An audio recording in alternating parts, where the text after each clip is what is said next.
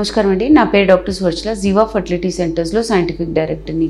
IBS irritable bowel syndrome అంటే ఏంటి, దీనివల్ల సంతానలేమి సమస్య కావచ్చా? IBS అంటే ఇరిటబుల్ బౌల్ సిండ్రోమ్. ఇది ఒక క్రానిక్ అంటే పొద్దాక ఉండే ప్రాబ్లం. గ్యాస్ట్రో ఇంటెస్టినల్ అంటే పొట్టకి ఇంటెస్టైన్ కి సంబంధించిన డిసార్డర్. ఇందులో చాలా రకరకాల సిమ్టమ్స్ రావచ్చు, అన్ని కలిపి రావచ్చు లేదా కొన్ని అయినా ఉండొచ్చు.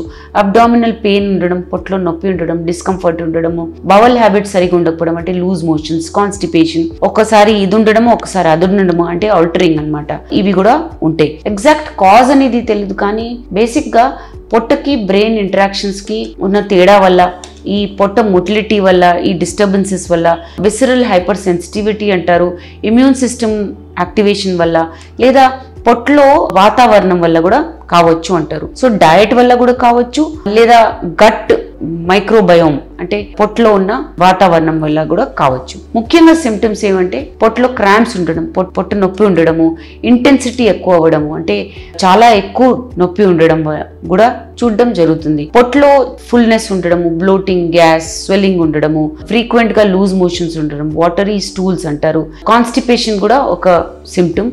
స్టూల్లో వైట్ ఆర్ క్లియర్ మ్యూకస్ ఉండడం కూడా ఒక చాలా పెద్ద సిమ్టమ్. డయాగ్నోసిస్ ఎలా చేస్తారంటే బేసిక్ గా మీరు క్లినిషియన్ దగ్గరికి వెళ్ళినప్పుడు క్లినికల్ సిమ్టమ్స్ చెప్పిన తర్వాత మీకు వారానికి ఒకసారన్నా, ఒక రోజన్నా చాలా రికరెంట్ అబ్డామినల్ పెయిన్ వస్తుందంటే ఇది ఒక 3 months నుంచి జరుగుతుందంటే IBS ఉంది అని చూస్తారు. కాకపోతే ఇంకొన్ని సిమ్టమ్స్ కూడా అడుగుతారు. స్టూల్ అపియరెన్స్ ఎలా ఉంది, ఫ్రీక్వెన్సీ ఎలా ఉంది, ఫుడ్ తో అసోసియేటెడ్ డయటరీ చేంజెస్ వల్ల కూడా వస్తున్న మార్పులు ఏమైనా ఉన్నాయా అనేది చూస్తారు.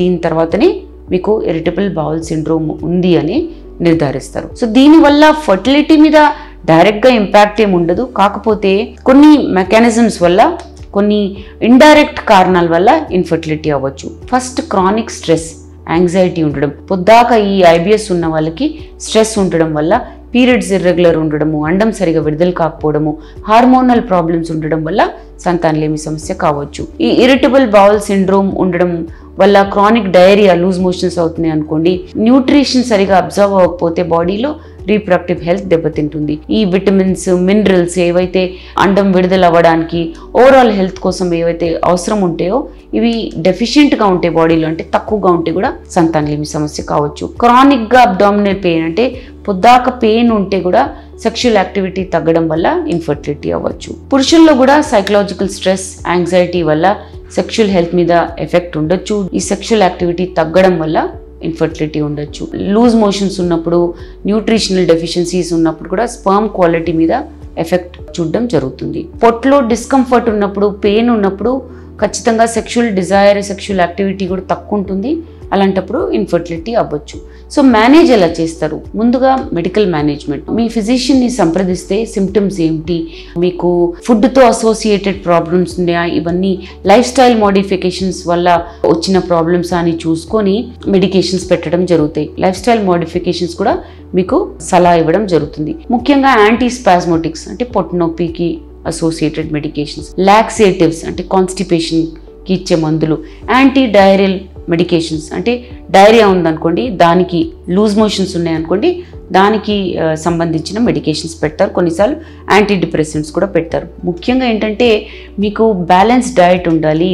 డయట్ వల్ల వచ్చే ప్రాబ్లమ్స్ ఉన్నాయనుకోండి, న్యూట్రిషనిస్ట్ని మీరు కలిస్తే మీకు ఏ డయట్ కరెక్ట్గా ఉంటుందనేది వాళ్ళు సలహా ఇస్తారు. ఏ డయట్ తీసుకుంటే మీరు కరెక్ట్ న్యూట్రిషన్ పొందుతారు అనేది, దీనివల్ల డెఫిషియన్సీస్ రాకుండా ఉండడం అనేది మీకు సలహా ఇచ్చి ఈ డయట్ మీద పెట్టడం జరుగుతుంది. స్ట్రెస్ తప్పకుండా తగ్గించుకోవాలి. యోగా, మెడిటేషన్, కౌన్సిలింగ్ తప్పకుండా చేయించుకోవాలి. ఇది కాకుండా మీకు తగ్గట్లేదంటే కౌన్సిలింగ్ తీసుకోండి. సైకలాజికల్ ఫ్యాక్టర్స్ ఇంప్రూవ్ చేస్తేనే ఓవరాల్ హెల్త్ను, ఫర్టిలిటీ కూడా ఇంప్రూవ్ అవుతుంది.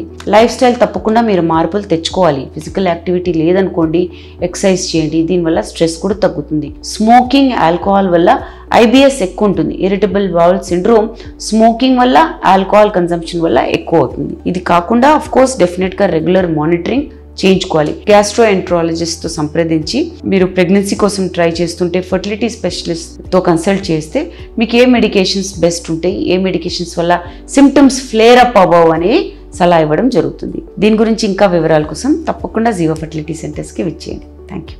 చాలా థ్యాంక్స్ అండి మా వీడియోస్ చూస్తున్నందుకు. మరిన్ని ఇలాంటి ఇంట్రెస్టింగ్ వీడియోస్ కోసం మా ఛానల్ని తప్పకుండా సబ్స్క్రైబ్ చేయండి. Thank you.